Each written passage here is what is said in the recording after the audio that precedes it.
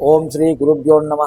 శ్రీ పరాభవనామ సంవత్సరం ద్వాదశ రాజుల ఫలితాలు ఎలాంటి ఫలితాలు గోచరిస్తున్నాయి, ఆదాయ వ్యయాలు ఎంత, ఎలాంటి పరిహారాలు పాటించాలి, ఏ దేవుళ్ళను పూజించడం వల్ల శుభ ఫలితాలు కలుగుతాయి, ఏ నవగ్రహాలను ధ్యానించడం వల్ల ఎలాంటి ప్రయోజనం కలుగుతుందో వివరంగా మనం తెలుసుకుందాం. వృషభ రాశిలో కృత్తికా నక్షత్రం 2, 3, 4 పాదములు, రోహిణీ నక్షత్రం 4 పాదములు, మృగశిరలో 1, 2 పాదములు ఈ రాశి కిందికి వస్తాయి. వీరికి ఏడాది ఆదాయం 5గాను, వ్యయం 14గాను సూచిస్తుంది. అలాగే రాజపూజ్యం 5గాను, అవమానం 4గాను గోచరిస్తుంది. వృషభ రాశిలో కృత్తికా నక్షత్రం 2, 3, 4 పాదములు, రోహిణీ నక్షత్రం 4 పాదములు, మృగశిరలో 1, 2 పాదములు ఈ రాశి కిందికి వస్తాయి. వీరికి ఏడాది ఆదాయం 5గాను, వ్యయం 14గాను సూచిస్తుంది. ఈ సంవత్సరంలో గురువు ఉగాది నుంచి జూన్ 1 వరకు 2వ స్థానంలో శుభుడై ఉన్నందున ధర్మకార్యాలు చేయటకు ఆసక్తి చూపే అవకాశం ఉంటుంది. దైవ దర్శనాల్లో పాల్గొనే అవకాశం కూడా ఉంటుంది. కుటుంబ సౌఖ్యం కూడా ఉంటుంది. మానసిక ప్రశాంతత లభిస్తుంది. ఆకస్మిక ధనలాభం కూడా ప్రాప్తిస్తుంది. శుభవార్తలు వినే అవకాశాలు ఎక్కువగా ఉంటాయి. శుభ ప్రయత్నాలు సులభంగా నెరవేరుతాయి.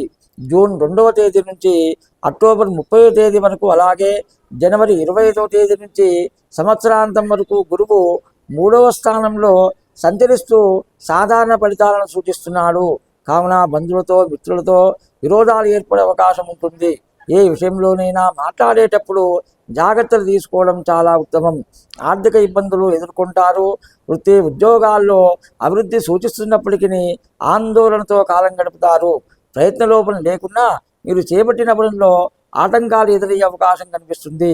అక్టోబర్ 31 నుంచి వచ్చే ఏడాది జనవరి 24 వరకు గురువు 4వ స్థానంలో అశుభుడైనందున ఇతరులతో విమర్శలకు లోనవుతారు. స్థిరమైన నిర్ణయాలు తీసుకోలేకపోతారు. ఆకస్మిక ధన వ్యయం అయ్యే అవకాశం కూడా ఉంటుంది.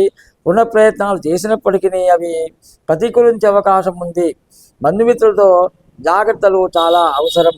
ఉగాది నుంచి సంవత్సరాంతం వరకు శని 11వ స్థానంలో శుభుడైనందున ప్రయత్న కార్యాలయందు విజయాన్ని పొందుతారు. ఆకస్మిక ధనలాభం ఉంటుంది. కుటుంబంలో అంతా కలిసిమెలిసి ఉండే వాతావరణం ఏర్పడుతుంది. ఒక ముఖ్యమైన పని పూర్తి కావడంతో చాలా ఆనందంగా, సంతోషంగా, ఉల్లాసంగా ఉంటారు. సమాజంలో కీర్తి ప్రతిష్టలు పెరిగే అవకాశం కూడా ఉంటుంది. శాశ్వత పనులకు శ్రీకారం చుట్టేందుకు ఈ సమయం చాలా అనువుగా ఉంటుంది. ఇక ఉగాది నుంచి డిసెంబర్ 5వ తేదీ వరకు రాహు 10వ స్థానంలో సాధారణమైన ఫలితాలను ఇస్తున్నాడు. ఈ కారణంగా గతంలో వాయిదా వేయబడిన పనులు ప్రస్తుతం పూర్తవుతాయి. విందులు వినోదాల్లో పాల్గొంటారు. మానసిక ఆనందాన్ని పొందుతారు. వృత్తిరీత్యా అభివృద్ధి కూడా మనకు కల్పిస్తుంది. కుటుంబ పరిస్థితులు సంతృప్తికరంగా ఉంటాయి. కొన్ని జటిలమైన సమస్యలు కూడా అధిగమించే అవకాశం ఉంటుంది. వాటికి పరిష్కార మార్గం కూడా లభిస్తుంది. డిసెంబర్ 6వ తేదీ నుంచి సంవత్సరాంతం వరకు రాహు 9వ స్థానంలో సాధారణ స్థితిలో ఉన్నందున తలచిన కార్యాల్లో కొద్దిగా ఆటంకాలు ఏర్పడతాయి. స్థిరాస్తులకు సంబంధించిన విషయాల్లో తగు జాగ్రత్తలు తీసుకోవాలి. ఇతరులను నమ్మి మోసపోయే అవకాశాలు కూడా కనిపిస్తున్నాయి. ఆర్థిక పరిస్థితులు గందరగోళంగా ఉండే అవకాశం ఉంటుంది. నూతన కార్యాలు ప్రారంభించకుండా ఉంటే చాలా మంచిది. ఇక ఉగాది నుంచి డిసెంబర్ 5వ తేదీ వరకు కేతువు 4వ స్థానంలో సంచరించడం వల్ల అనేక శుభ ఫలితాలు సూచిస్తున్నాయి. కుటుంబ విషయాల్లో అనాసక్తిగా ఉంటారు. గృహంలో మార్పులు జరిగే అవకాశం ఉంటుంది. అనుకున్న పనులు ఆలస్యంగా నెరవేరుతాయి. కొన్ని పనులు వాయిదా వేయడం మంచిది. డిసెంబర్ 6 నుంచి సంవత్సరాంతం వరకు కేతువు 3వ స్థానంలో ఉన్నందున శుభ ఫలితాలు సూచిస్తున్నాయి. రుణ ప్రయత్నాలు ఆలస్యంగానైనా ఫలించే అవకాశం ఉంటుంది. సోదరులతో జాగ్రత్తగా ఉండాలి. వైరం ఏర్పడే అవకాశం ఉంటుంది.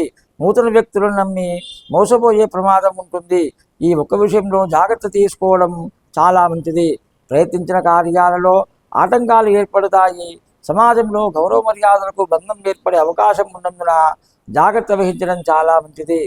ఈ వృషభ రాశి వారు కొత్త సంవత్సరం ప్రారంభంలో పూర్వార్ధంలో కొన్ని ఇబ్బందులు ఎదుర్కోక తప్పదు.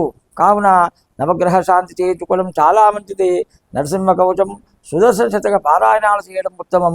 ప్రతి మాస శివరాత్రి రోజు శివాలయంలో పరమేశ్వర రుద్రాభిషేకం చేసుకోవడంతో పాటు పౌర్ణమి నాడు ఆంజనేయ స్వామికి చందన తమలపాకులతో పూజలు చేయించుకోవడం చాలా మంచి ఫలితాలను ఇస్తాయి. స్వస్తి. ఈ వీడియో మీకు నచ్చినట్లయితే ఒక లైక్ కొట్టి మీ అభిప్రాయాన్ని కామెంట్ రూపంలో తెలియచేయండి. ఇలాంటి ఆధ్యాత్మిక వీడియోల కోసం జ్ఞాననిధి భక్తి ఛానల్ను సబ్స్క్రైబ్ చేసుకోండి. ధన్యవాదాలు.